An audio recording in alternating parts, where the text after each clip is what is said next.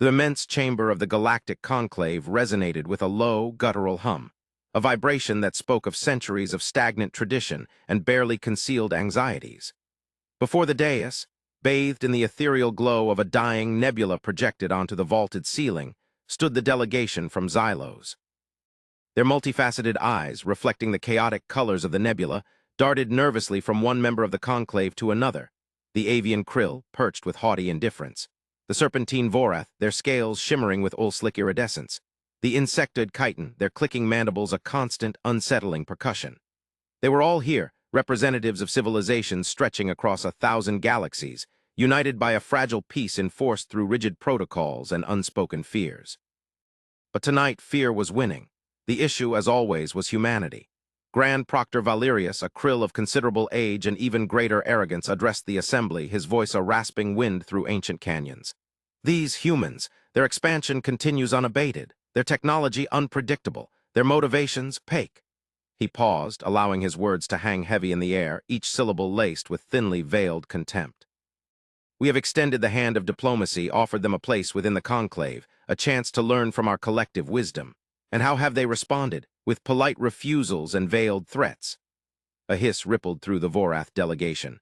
Threats are not acceptable. We have observed their war machines, their dreadnoughts. They possess weaponry capable of vaporizing entire moons. Such power cannot be left unchecked. From the chiton, a series of clicks and whistles translated by the universal translator into a chillingly logical statement. Their emotional matrix is unstable, prone to irrational outbursts. A species governed by emotion is a danger to itself, and therefore a danger to us all. Xylos, the newest member of the conclave and the civilization closest to human space, felt a cold dread creep through its collective consciousness.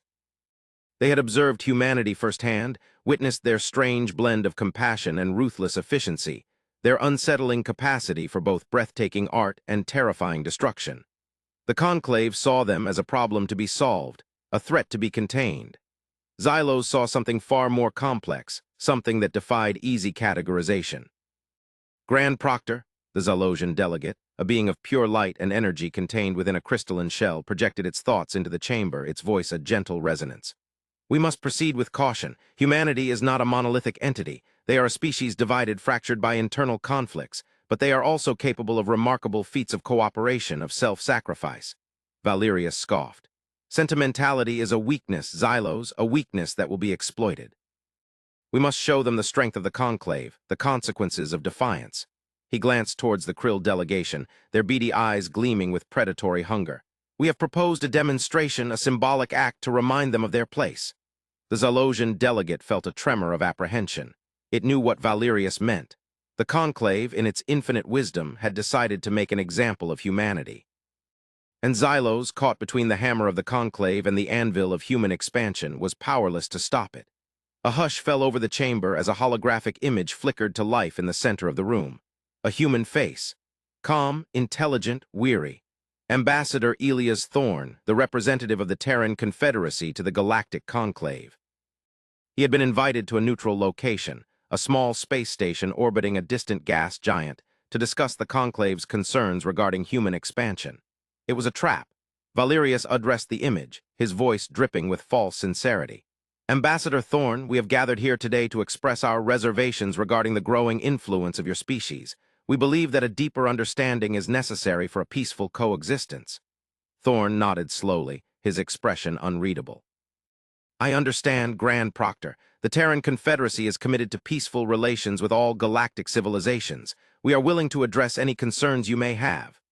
The Xylosian delegate felt a wave of nausea. This was wrong, so terribly wrong.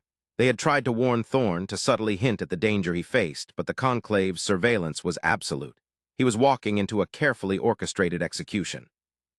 Valerius smiled, a cruel, predatory gesture that sent a shiver down the spines of even the most hardened members of the conclave.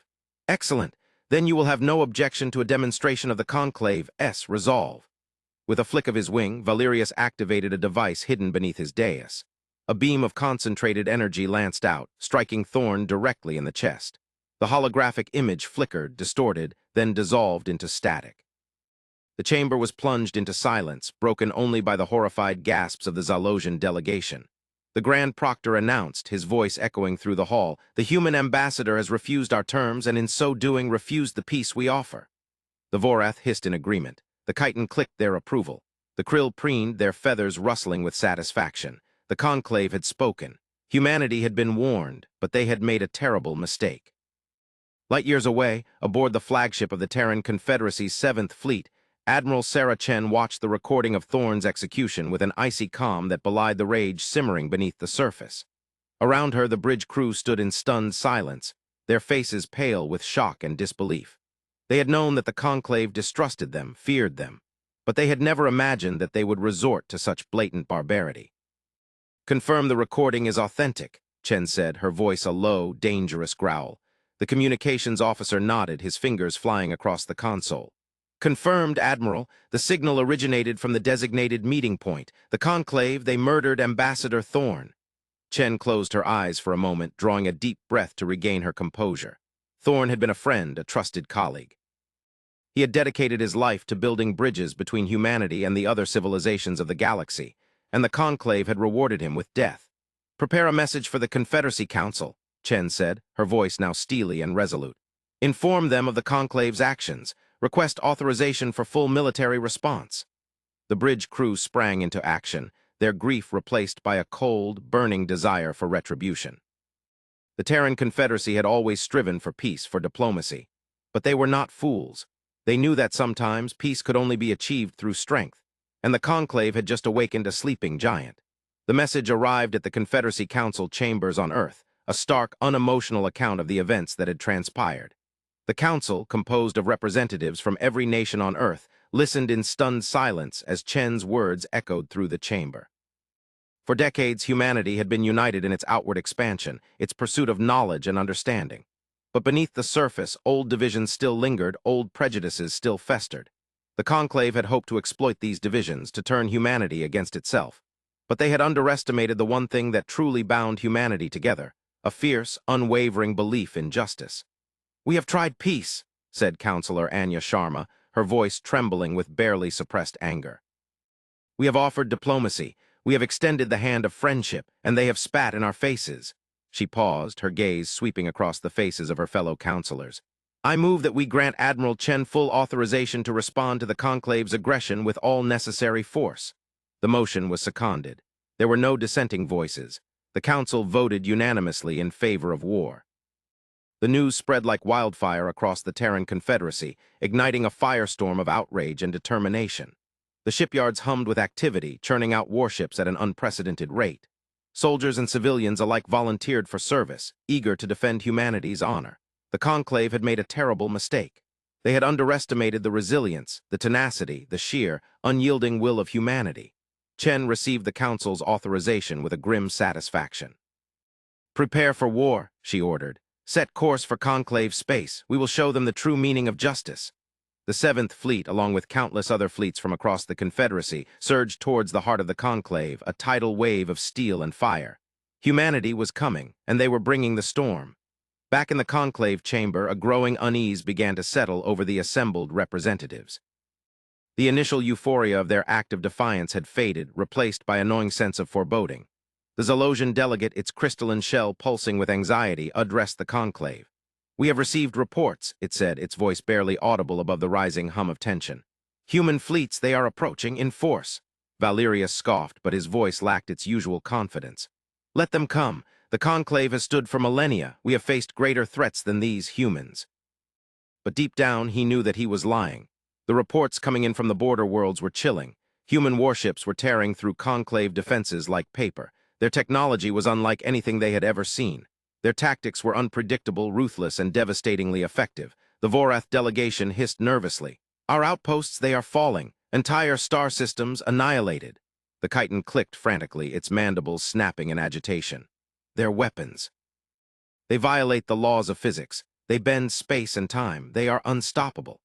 Valerius felt a cold dread grip his heart. He had thought he understood humanity. He had seen them as a primitive, barbaric species, easily manipulated and controlled. But he had been wrong, so terribly wrong. He had underestimated their strength, their intelligence, their unwavering commitment to justice. And now the consequences of his arrogance were about to be unleashed. The human fleets arrived at the heart of the conclave, a vast armada that dwarfed the combined forces of the assembled civilizations. Chen's flagship, the Dauntless Asterisk, led the charge, its weapon systems primed and ready. Chen addressed the conclave directly, her voice echoing across the comm channels. "This is Admiral Sarah Chen of the Terran Confederacy. You have murdered our ambassador, violated our trust, and threatened our very existence. For these crimes, you will be held accountable."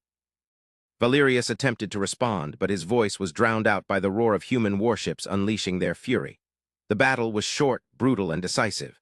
The Conclave's defenses crumbled under the onslaught of human firepower.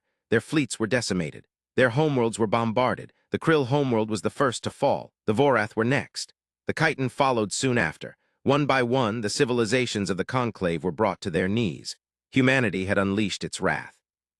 As the dust settled, Chen stood on the bridge of the Dauntless Asterisk, surveying the wreckage of the Conclave.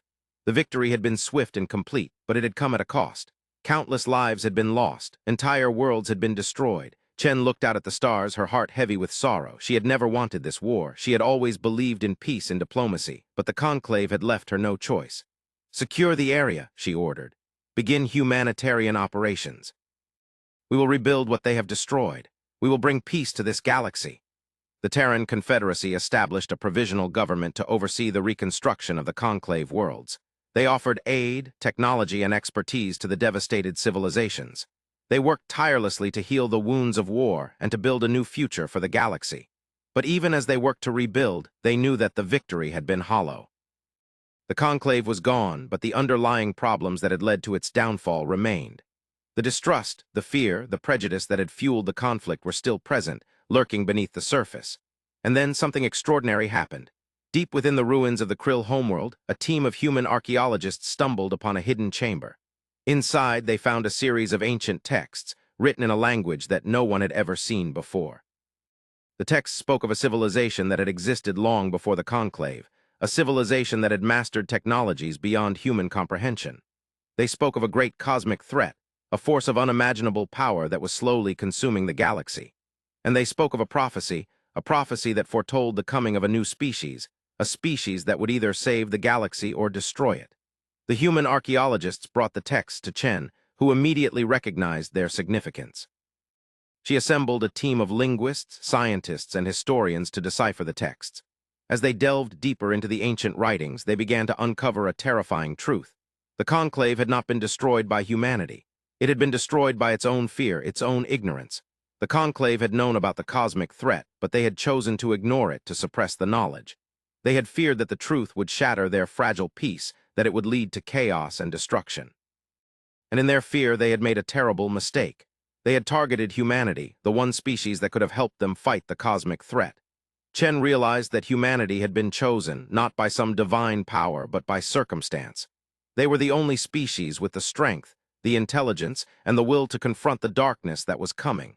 She convened a meeting of the Confederacy Council and presented them with the evidence. The council listened in stunned silence as Chen explained the true nature of the threat. "We have been given a choice," she said, her voice ringing with conviction. "We can cower in fear like the Conclave did, or we can rise to the challenge and face the darkness head-on." The council voted unanimously to prepare for war. But this time, it would not be a war against another species. It would be a war against a cosmic force of unimaginable power. Humanity reached out to the surviving civilizations of the Conclave, offering them a chance to join the fight. Some refused, still clinging to their old prejudices and fears. But others accepted, recognizing that their only hope for survival lay in unity. Together, humanity and its allies began to prepare for the coming storm. They poured their resources into developing new technologies, new weapons, and new strategies. They trained their soldiers, their scientists, and their diplomats. They forged alliances and built defenses. They knew that the odds were stacked against them. They knew that they were facing a threat that could destroy them all, but they refused to give up. They refused to surrender. They were humanity, and they would not go quietly into the night. Years passed. The threat grew closer, its tendrils reaching out to consume entire star systems. The human fleet stood ready, waiting for the inevitable confrontation. And then it arrived. A vast, swirling vortex of darkness emerged from the depths of space, blotting out the stars. From within the vortex, tendrils of energy reached out, consuming everything in their path. The human fleets engaged the enemy, unleashing a barrage of firepower, but their weapons seemed to have little effect. The energy tendrils absorbed the blasts, growing stronger with each attack. The battle raged for days, weeks, months. The human fleets fought valiantly, but they were slowly being pushed back. Their ships were being destroyed. Their soldiers were being killed. Chen stood on the bridge of the dauntless Asterisk, watching the battle unfold. She knew that they were losing, but she refused to give up. She refused to surrender. "We have one last card to play," she said, her voice filled with determination. "Activate Project Genesis." Project Genesis was a last-ditch effort, a desperate gamble that could either save the galaxy or destroy it. It was a weapon of unimaginable power, a weapon that could bend the fabric of space and time. The human scientists had warned that using Project Genesis could have unforeseen consequences. It could tear open a hole in the universe, unleashing forces that they could not control. But Chen had decided that the risk was worth it. They had no other choice. The Dauntless charged towards the vortex, its weapon systems focused on a single point. With a final, desperate push, Chen activated Project Genesis.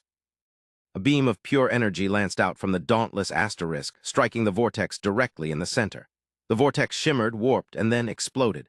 A wave of energy washed over the galaxy, obliterating everything in its path. The human fleets were caught in the blast, their ships ripped apart, their crews vaporized. But the wave of energy also reached the tendrils of darkness, severing them from their source. The darkness recoiled, shrinking back into the depths of space. The galaxy was saved. But at a terrible cost.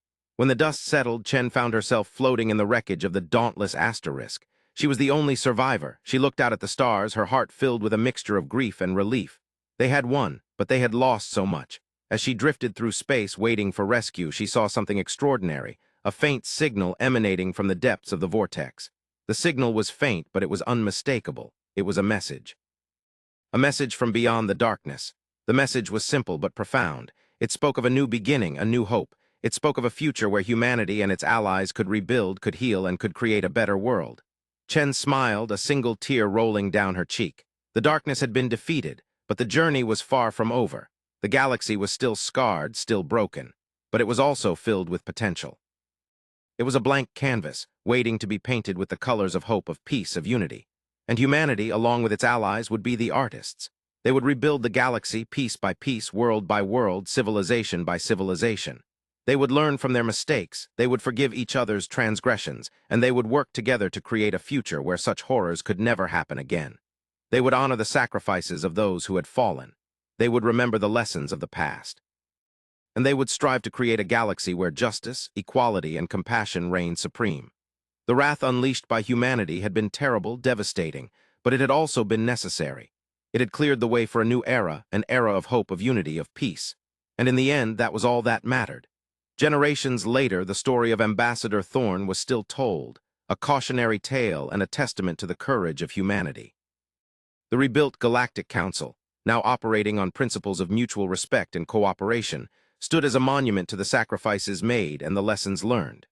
And the faint signal from beyond, carefully monitored and studied, remained a constant reminder of the vast unknown that lay ahead, a promise of both danger and unimaginable potential, forever shaping the destiny of humanity and its allies. The ultimate wrath had paved the way for ultimate hope. The burning of a diplomat had ignited a galactic dawn.